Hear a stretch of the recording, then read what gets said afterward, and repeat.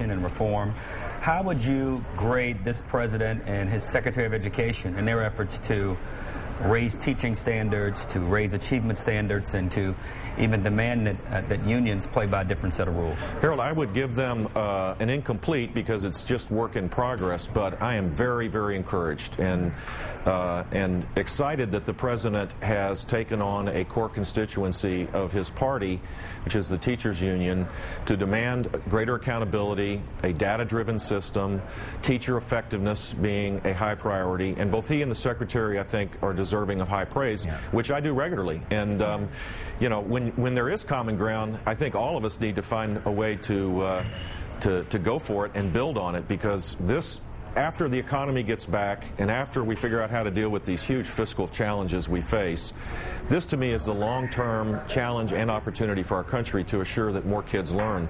We have a huge achievement gap, and overall we're just not being competitive, and so I applaud the president's focus on this, and I hope that it changes the paradigm for the conversation for better policy going forward. Governor, education reform. It's interesting, a lot of things that you were saying in 95 and 96, we are starting to hear out of the White House. We are starting to hear from Democrats. Do you think that some of the things you've been championing for a decade could actually be part of an education reform bill in Washington, D.C. next year? Yeah, I think the reauthorization of No Child Left Behind creates an opportunity to tweak that bill rather than get rid of it. The Obama administration is saying they want to make it better, which is fantastic. Their race to the top monies, $5 billion for education, is a huge sum of money. What they've proposed, what they've kind of said are the criteria for states being granted the money. Both the president and the secretary have said Florida's the model.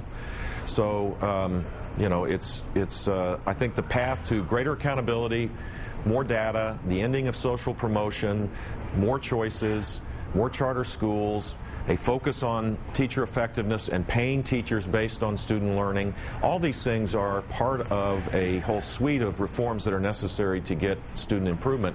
And the Obama administration, to their credit, seem to be very supportive of these things. And I just I have to admit I'm pleasantly surprised. Yeah, well, there's a possibility for bipartisanship. All right, well, Governor Bush, we have to ask